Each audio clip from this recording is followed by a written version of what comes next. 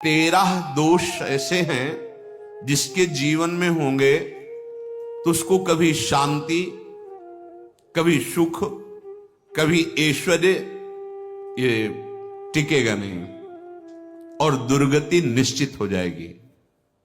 बहुत ध्यान से सुने। एक श्लोक में 6 दोष और दूसरे श्लोक में 7 दोष। उपासक को कभी इन दोषों को अपने अंदर टिकने नहीं देना चाहिए। और जो संसार के मार्ग में चल रहे हैं, अगर इन दोषों में चलेंगे तो वो जो आपके पुण्य कर्मों से ऐश्वर्य है भी वो नष्ट हो जाएगा। आप दुख, चिंता, शोक से ग्रसित होकर बड़ा दुख में जीवन व्यतीत करेंगे और आपकी गति बिगड़ जाएगी, दुर्गति हो जाएगी। विकत्थनः स्पृहायुर्मनस्वी बिभ्रत कोपम चपलो अरक्षणश्च एतान् पापाः षण्णराः पाप धर्मान् प्रकुर्वते नोत्र सन्तः सुदुर्गे संभोग संविद विषमोति मानी दत्तानुतापी कृपणो बलीयान् वर्ग प्रशंसी वनितास्तु देष्टा एते परे सप्त नशंस वर्गाः।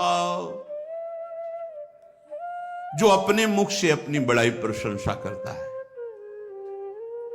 ये 13 लिख लो दिमाग में, डायरी में, क्योंकि ये नोट हो रहा है, आवाज डाली जाएगी, आप बार बार सुन, इनसे बचिए।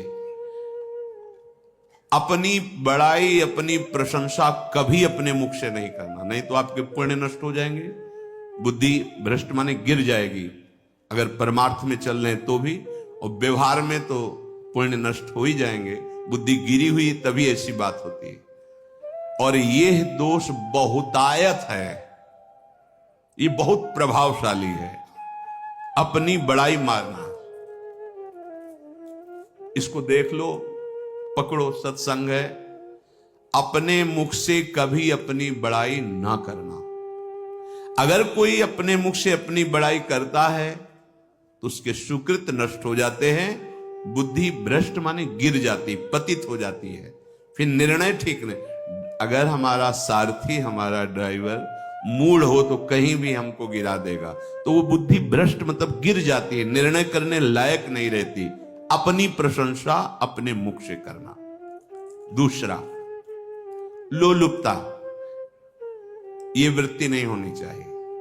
धर्म से चलेंगे, धर्म के द्वारा जो हमें प्राप्त होगा उसी से हम अपना भरण पोषण करेंगे।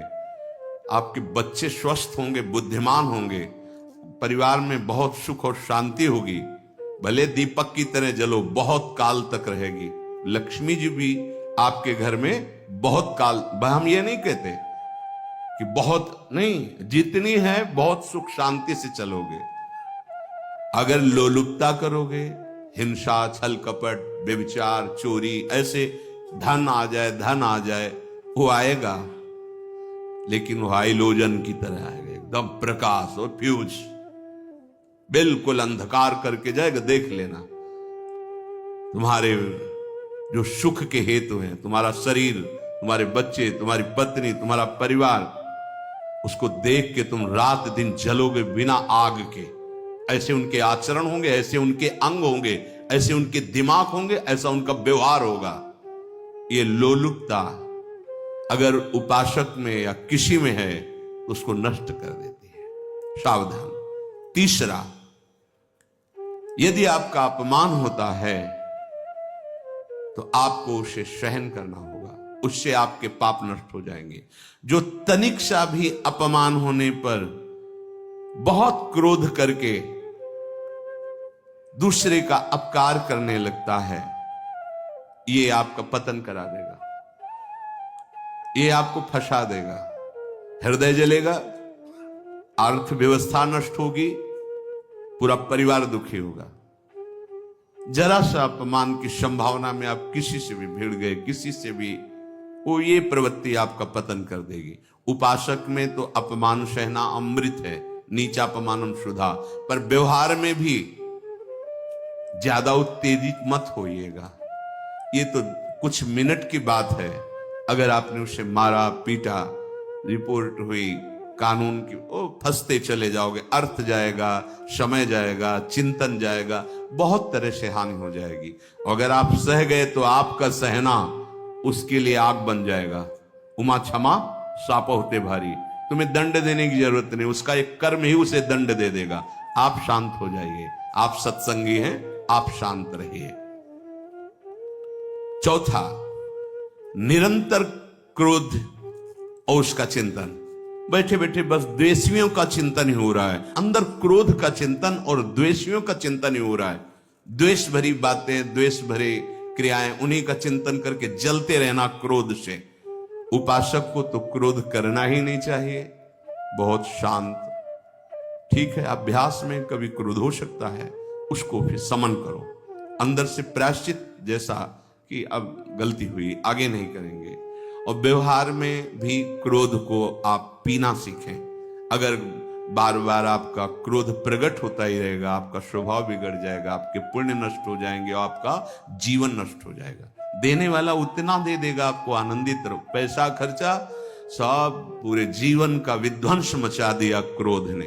कहीं भी आप देखो, किसी से क्रोध करके देखो, फिर देखो तुम्हारा भजन चल रहा है, तुम्हारी वो आनंद वृत्ति है नहीं, जलोगे और वो जलन और गुस्सा दिलाएगी और वो बैठे बैठे जलो नहीं। ये क्रोध जो है, ये चाहे व्यवहार में हो चाहे परमार्थ में, दोनों की हानि करने वाला है। और आश्रित जनों की रक्षा ना करना। अगर कोई भाग कर आपके पास आ गया है, कोई पशु पक्षी या कोई मनुष्य, आपको चाहिए कि अब चाहे हमारे पहले प्राण जाएं, उसकी रक्षा करेंगे। सीवी जैसे तो कोई बिरले ही होते हैं, पर इतना जरूर ध्यान रहे, जैसे कोई पशु पक्षी किसी भय से आपकी सीमा के अंतर्गत आ गया है, अब उसकी रक्षा करनी है आपको। अगर आप स्वयं मार देते हैं या मरवा देते हैं, या आपके सुकृत नष्ट कर देगा, या आपकी दुर्गति का कारण बन जाएगा। और जो पाप कर्म उत्साहित होकर करते हैं, उपासक को तो बहुत सावधान रहना चाहिए, पर व्यवहार में भी जो नहीं करना चाहिए, अगर वो पाप कर्म आपके द्वारा मन में प्रेरित हो रहे हैं, संकल्प बन रहा है, क्रियाएं हो रही, दुर्गति पक्की, पुण्य नष्ट हो जाएंगे, दुख अशांति बढ़ती चली जाएगी, कभी शांति नहीं प्राप्त कर पाएंगे। ऐसा नहीं कि जो मन में आवे सो करे। पापाचरण निडर और उत्साहित होकर करना, अगर ऐसे लक्षण है, निश्चित दुर्गति होती है। ये 6, अपनी बहुत बड़ाई करने वाला अपने मुख से, लोलुपता, तनिक से अपमान में सहन ना करने वाला, निरंतर क्रोधी और आश्रित जनों की रक्षा न करने वाला, और निडर हर्षित होकर पाप कर्म करने वाला। दूसरे श्लोक में 7 है, 6 7। 1, संभोग का ही चिंतन करना, संभोग में ही मन लगाना, संभोग दूसरी स्त्रियों के साथ करने की भावना रखना। संभोग पहला है, संभोग। रात दिन बैठे बैठे बस यही चिंतन करना, गंदी बातों का, गंदी बातें देखना, गंदी बातें सुनना, गंदी बातों का चिंतन करना। फिर अन्य माताओं बहनों के प्रति काम दृष्टि से देखना, कोई आ जा रही है, दृष्टि से काम भाव से देखना, भोग बुद्धि से देखना, निश्चित पुण्यनाश दुर्गति। बड़े बड़े उदाहरण इतिहास में हैं जिन्होंने ऐसा दृश्य नेत्रों से देखने की चेष्टा की, मन में संकल्प किया भोगने का, नष्ट हो गए, चाहे वो कितने बड़े प्रतापी हो।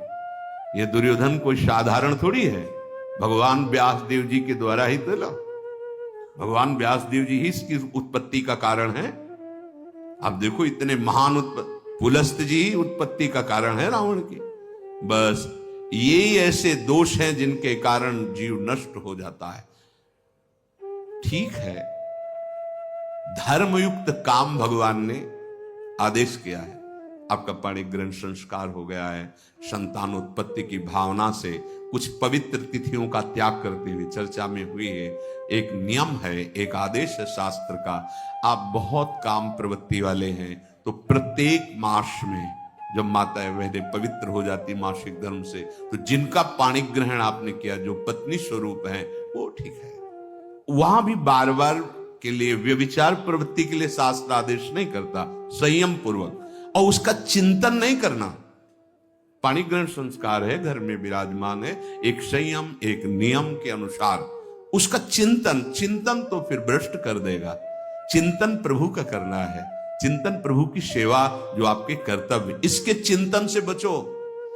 घातक है, बहुत बड़ा जहर है, अगर विषय चिंतन होने लगा तो मरोगे, जिंदा जलोगे, दुर्गति भी होगी। ये अंदर की जो आग है ना, कामाग्नि, ये इतनी बढ़ती चली जाएगी, तुम्हारे होश खराब हो जाएंगे कि मुझे क्या करना चाहिए, क्या नहीं करना चाहिए।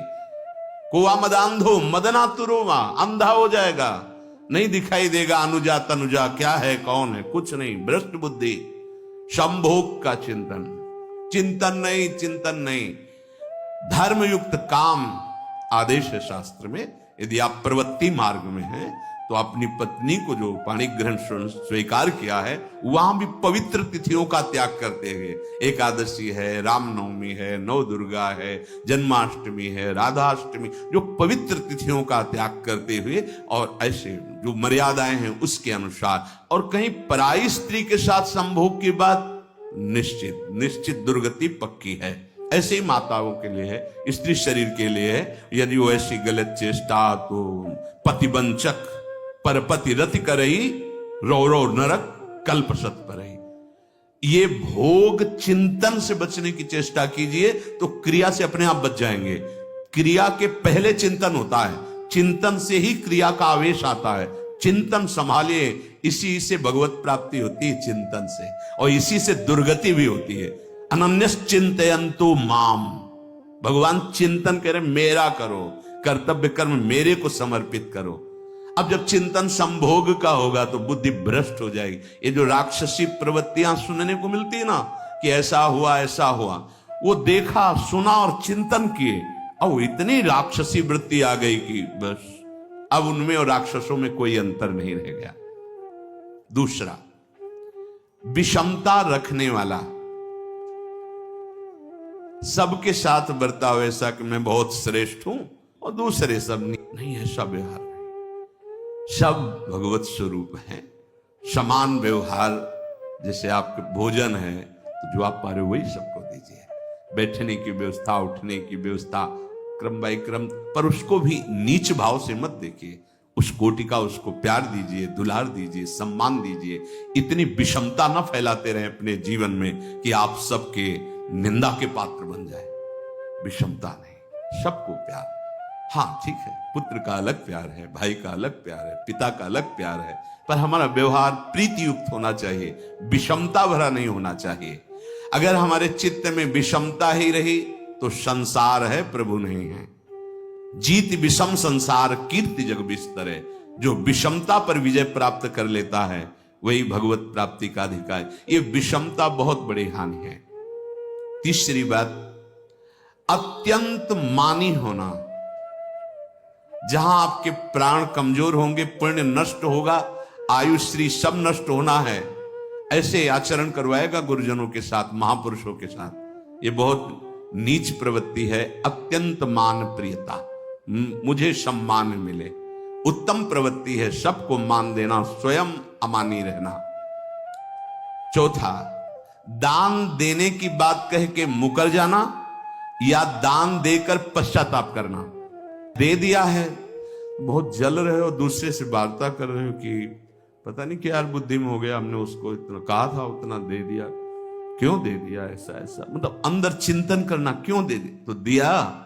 इसके बाद जो आपका ये जलन हो रही, पश्चाताप, सुकृत नष्ट हो रहे हैं। दान देकर पश्चाताप करना या दान देने की बात कह के मुकर जाना। जैसे आपने कह दिया आपको इतना इतना ऐसा, अब आप मुकर गए, ब्याज सहित तुम्हें देना होगा, ये तुम्हारी दुर्गति का कारण बन जाएगा। ऐसे ही नहीं बोलना चाहिए, बहुत होश से। वाणी एक अमोल है, जो कोई बोले जान, ये तराजू तौल के तब मुख बाहर आन।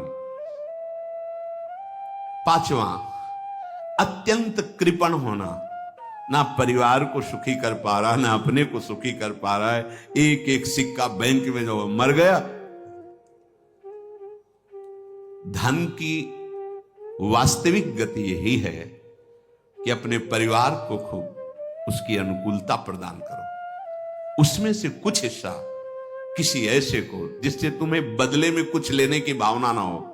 कोई साधु महात्मा, गाय, पशु, पक्षी, किसी भी जीव बीमार है शरीरधारी, उसके जिससे कुछ कभी लेने की भावना न हो, एहसान की भावना न हो। सो धन धन्य प्रथम गति जाकी, धन्य हो गया उसका धन। अब वो कृपण का धन किसी काम में ना स्वसुख, ना परिवार के सुख, ना धर्म कार्यों में, व्यर्थ जीवन चला गया। उसी धन का चिंतन करना, उसी का संग्रह करना और उसी की रक्षा करते करते शरीर छोड़ देना, तो चिंतन बिगड़ गया। तो कह रहे हैं जो कृपणता है और अर्थ और काम की प्रशंसा, उसी की चर्चा, उसी का चिंतन, रुपया और भोग, उसी की चर्चा कर, जहां बैठे रुपया की चर्चा, भोग की चर्चा, जहां एकांत में बैठे उसी का चिंतन, कैसे रुपया बढ़े, कैसे भोग मिले। और अगर अवसर मिला तो रुपया अधर्म से आवे चाहे धर्म से, उसको इसकी कोई परवाह नहीं। भोग चाहे धर्म से हो चाहे अधर्म से, जिसका अर्थ और काम भोग ही चिंतन है वो धर्म नहीं। जिसका धर्म चिंतन का विषय है तो अर्थ और काम भी ऐसा होगा जो मोक्ष प्रदान करने वाला हो। धर्म, अर्थ, काम, मोक्ष। और जो बालक, स्त्री, पागल, असहाय, जो इनकी रक्षा न करके इनकी हानि करता है, दुर्गति निश्चित है। माना आपकी पत्नी है, उसका स्वभाव बिगड़ा हुआ है, क्रोधी है, कटु वचन बोल, लेकिन आपके ही प्रारब्ध के लिए, माना आपका पति ऐसा स्वभाव वाला, पर आपके ही प्रारब्ध से तो संयोग बना है आकर, अब इसका निर्वाह कर ले जाओ तो पवित्र हो जाओगे दोनों। और अगर झगड़ा और लड़ाई और मारपीट और कहीं हिंसा आदि के रूप में उतर गए तो फिर और करनी बिगड़ गई। बालक है, आप उसको ज्ञान नहीं कि आप पवित्र है, कि आप पवित्र है, उसको ज्ञान नहीं कि आप उसके साथ व्यवहार अच्छा कर रहे हैं कि बुरा कर रहे हैं। रक्षा करनी है आपको, शोषण नहीं करना। कह रहे हैं स्त्री, बालक और पागल, जिसे विक्षिप्त है, पागल है, आपको रक्षा करनी है। बन जाए तो उसको भोजन, ऐसा नहीं कि ईंट मारो, उसको अपमानित करो। उसकी बुद्धि खराब है, प्रारब्धवशात खराब हो गई है, तो शास्त्र आज्ञा करता है स्त्री, बालक, जैसे पागल, विक्षिप्त आदि हैं, असहाय है, असमर्थ है, बूढ़ा है, वो आप सेवा भी करो तो वो गाली दे सकते हैं, उनकी बुद्धि बिगड़ गई। आपको उनको दंड नहीं देना, मारना नहीं है आपको। मान लो आपके बड़े बूढ़े बुजुर्ग जन हैं, आप सेवा भी कर रहे हो तो आपको कटु वचन बोल सकते हैं, आपकी निंदा कर सकते हैं, लेकिन आपको उनके साथ व्यवहार सद करना है।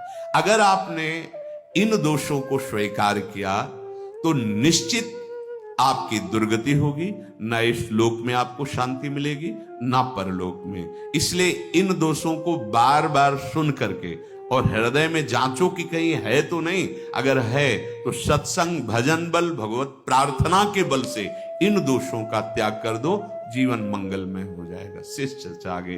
श्री राधा वल्लभ लाल।